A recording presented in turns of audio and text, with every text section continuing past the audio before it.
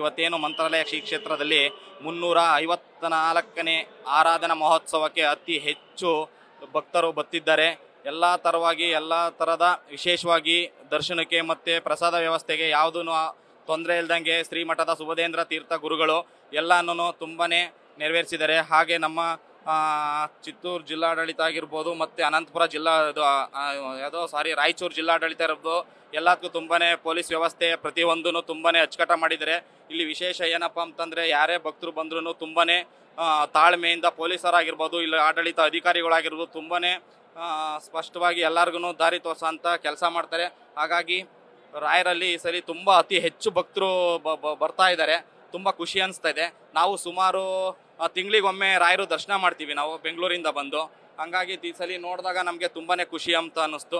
ಹಾಗಾಗಿ ಇವತ್ತು ರಾಯರು ಬೃಂದಾವನ ಮುಂದೆ ವಿಶೇಷವಾಗಿ ಅದೇನು ಧರ್ಮಸ್ಥಳದೊಂದು ಕೇಸ್ ನಡೀತಾ ಇದೆ, ಅದ್ರ ಬಗ್ಗೆ ನಾನು ರಾಯರು ಬೃಂದಾವನದ ಮುಂದೆ ಕೇಳ್ಕೊಂಡಿದ್ದೀನಿ. ಅತಿ ಬೇಗ ಅದೊಂದು ಕ್ಲಿಯರ್ ಆಗಿ ಈ ರಾಜ್ಯದಲ್ಲಿ ಯಾವುದೇ ತೊಂದರೆ ಆಗದಂಗೆ, ಧರ್ಮಸ್ಥಳಕ್ಕೆ ಯಾವುದೇ ಹೆಸರು ಕಳಂಕ ಬರದಂಗೆ ಒಂದು ಬೇಗನ ಗುಣಮುಖ ಆಗಲಿ. ಅದೊಂದು ಪವಿತ್ರವಾದ ಕ್ಷೇತ್ರ, ಹಾಗಾಗಿ ಬೇಗನೆ ಇದಾಗಲಿ ಅಂತ ಹೇಳಿ ನಾನು ರಾಯರಲ್ಲಿ ಕೇಳ್ಕೊಂಡಿದ್ದೀನಿ ಸರ್. ವಿಶೇಷವಾಗಿ ಸರ್ ಈ ವರ್ಷ ವಿಶೇಷ ಏನಪ್ಪ ಅಂತ ಅಂದರೆ ಪ್ರತಿ ವರ್ಷವೂ ಸ್ವಲ್ಪ ಇಲ್ಲಿ ಜನಸಂಖ್ಯೆ ಕಮ್ಮಿ ಇತ್ತು.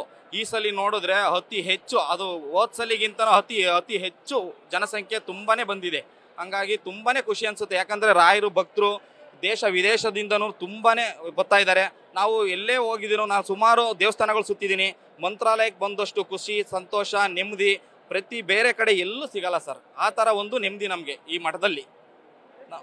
ಸರ್ ನಾವು ಬೆಂಗಳೂರಿಂದ ಸುಮಾರು ನಮ್ಮ ಫ್ಯಾಮಿಲಿಯವರು 11 ಜನ ಬಂದಿದ್ದೀವಿ. ಮತ್ತು ನಮ್ಮ ಫ್ರೆಂಡ್ಸ್ ಎಲ್ಲ ಸೇರಿ 30-35 ಜನ ನಾವು ಈ ಮಠಕ್ಕೆ ಬಂದಿದ್ದೀವಿ ಸರ್. ತುಂಬಾ ಖುಷಿ ಅನ್ನಿಸ್ತಿದೆ ಸರ್. ಎಲ್ಲ ವ್ಯವಸ್ಥೆ ತುಂಬ ಚೆನ್ನಾಗಿದೆ ರಾಯರ ಮಠದಲ್ಲಿ. ಹಾಗಾಗಿ ನಮಗೆ ಒಂಥರ ಖುಷಿ ಅಂತ ಅನ್ನಿಸ್ತು ಸರ್. ನಮ್ಮ ಹೆಸರು ಮಂಜುನಾಥ್ ಅಂತ ಹೇಳಿ. ನ್ಯೂಸ್ ಫಸ್ಟ್ ನಿರ್ಭೀತಿಯಿಂದ ನಿಮ್ಮ ಪರವಾಗಿ.